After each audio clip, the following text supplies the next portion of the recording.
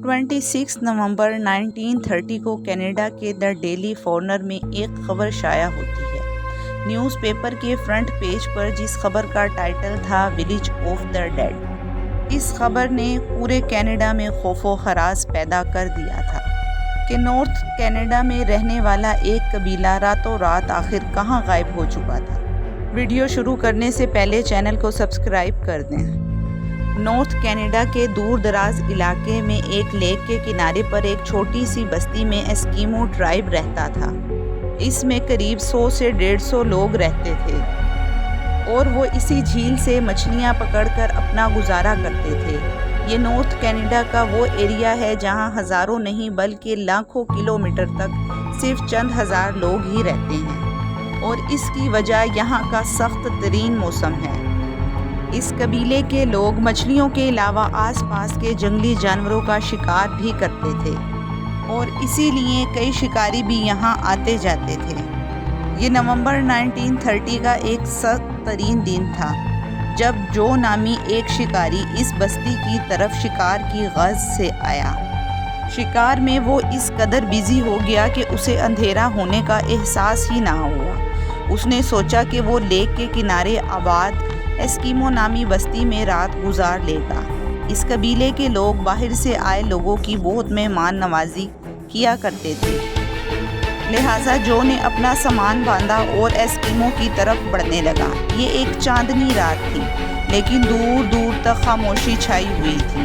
نہ ہی کوئی شخص نظر آ رہا تھا اور نہ ہی کوئی آواز سنائی دے رہی تھی، حالانکہ جو پہلے بھی ایسا کر چکا تھا، لیکن آج اس نے کچھ ایب نارمل محسوس کیا تھا۔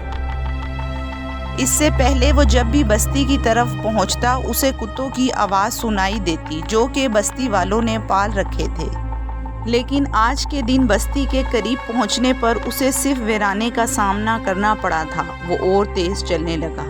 اس کو لگ رہا تھا کہ شاید گاؤں والے سو رہے ہیں یا پھر کئی گئے ہوئے ہیں۔ اب وہ بستی کے خیمے بھی دیکھ سکتا تھا۔ اسے کچھ خیموں سے دھواں اٹھتا ہوا دکھائی دیا۔ قریب پہنچنے پر بھی اسے کسی کی آواز سنائی نہ دی۔ فائنلی جب جو بستی میں داخل ہوا تو حیران رہ گیا کہ یہاں پر تو کوئی انسان ہے ہی نہیں، حتیٰ کہ کوئی جانور بھی نہیں ہے۔ گھروں سے اٹھتا دھواں وہ صاف دیکھ سکتا تھا۔ وہ رینڈملی ایک خیمے میں گیا، لیکن وہاں بھی کوئی موجود نہ تھا، اور ایسے ہی حال سارے خیموں کا تھا۔ لیکن ایک چیز نے جو کو اور زیادہ پریشانی میں ڈال دیا تھا۔ کچھ گھروں میں کھانا پکانے والے برتن چولہے کے اوپر موجود تھے اور ان میں کھانا جل چکا تھا۔ مطلب کسی نے کھانا بنانے کے لیے رکھا تو تھا، لیکن وہ کھا نہ سکا۔ یہاں تک کہ بستی کی عورتیں جو کپڑے سلائی کرتی تھیں، وہ کپڑے بھی وہاں موجود تھے اور سوئی میں دھاگا بھی ڈلا ہوا تھا۔ آخر یہ سب لوگ گئے کہاں؟ ان سب کے ساتھ ایسا کیا ہوا؟ سوال یہ تھا کہ وہ سب لوگ اب کہاں ہیں؟ اس سوال نے جو کو پریشانی کے ساتھ خوف میں بھی مبتلا کر دیا تھا۔ جو نے ساری بستی کی تلاشی لینا شروع کر دی۔ جو کتے قبیلے والوں نے پال رکھے تھے وہ بھوک سے مر چکے تھے، کیونکہ ان کو کھانا دینے والا اب کوئی انسان باقی نہ رہا تھا۔ پھر ایک جگہ اسے ایک قبر کھدی ہوئی دکھائی دی۔ اس قبر کو دیکھ کر ایسا معلوم ہو رہا تھا کہ اس کو کھودے ہوئے زیادہ ٹائم نہیں ہوا۔ یہ سب دیکھتے ہوئے جو کسی پریشانی اور خوف میں مبتلا ہو گیا۔ وہ رات کے وقت یہ سارا منظر دیکھ کر کافی گھبرا چکا تھا۔ یہ سب دیکھ کر اسے معلوم ہو رہا تھا کہ کچھ نہ کچھ تو بہت عجیب ہوا ہے یہاں، یا پھر کوئی ایسی انہونی ہوئی ہے جس نے سب کو یہاں سے جانے پر مجبور کر دیا۔ بستی والے اپنے ساتھ کچھ بھی لے کر نہ گئے تھے۔ وہ اس قدر مجبور ہو چکے تھے کہ وہ اپنے کتے، کپڑے، کھانا، یہاں تک کہ جلی ہوئی آگ کو بھی بند نہ کر سکے تھے۔ جو یہ سب برداشت نہ کر سکا اور ٹیلی گراف آفس پہنچ گیا۔ وہاں سے اس نے رائل کینیڈین پولیس کو فون کیا اور ان کو اپنی آنکھوں دیکھا حال بیان کیا۔ پولیس کو شک تھا کہ یہاں کسی نے حملہ کیا ہے اور بستی کے سارے لوگوں کو مار دیا ہے، لیکن خون کے نشانات کہیں پر بھی نہیں ملے تھے۔ पुलिस ने एक सर्च ऑपरेशन का आगाज़ कर दिया और इस सर्च ऑपरेशन में एक अनोखी चीज़ देखने को मिली। सारी बस्ती पर बर्फ़ की एक मोटी तह जमी हुई थी, लेकिन पाँवों के निशानात कहीं नहीं थे। पाँवों के निशानात जो मिले वो सिर्फ़ और सिर्फ जो के थे।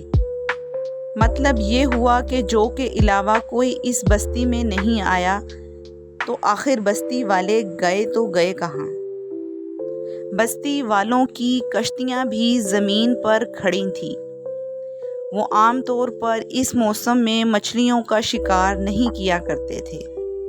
इसी वजह से कश्तियों को बाहर निकाल कर पार्क कर दिया करते थे। अगर किसी ने बस्ती वालों को मारकर लेक में फेंक दिया है तो लेक पर बर्फ़ कहीं ना कहीं से ज़रूर टूटी होती या फिर बिखरी होती। पुलिस को इन्वेस्टिगेशन से पता चला कि ये लोग तकरीबन 8 दिन पहले गायब हो चुके थे, क्योंकि बस्ती में मौजूद कुत्ते जो कि मुर्दा हालत में पाए गए थे वो 1-2 दिन खाना ना मिलने से नहीं मर सकते, और घरों से निकलने वाला धुआं इस बात की निशानी था कि उनको गए ज़्यादा अरसा नहीं हुआ, क्योंकि ये वो धुआं था जो लकड़ियां बुझ जाने के बाद भी काफ़ी देर तक निकलता रहता है। पुलिस वालों के सामने ढेर सारे सवालात थे, लेकिन जवाब एक भी नहीं था। कई महीनों के सर्च ऑपरेशन के बाद पुलिस ने इस केस पर अनसॉल्व का ठप्पा लगाकर बंद कर दिया। इस वाक़ये के 50 साल बाद 1984 रोजर बोर और नेजल नामी राइटर्स ने एक आर्टिकल लिखा और इस पूरे मामले को एलियन से जोड़ने की कोशिश की।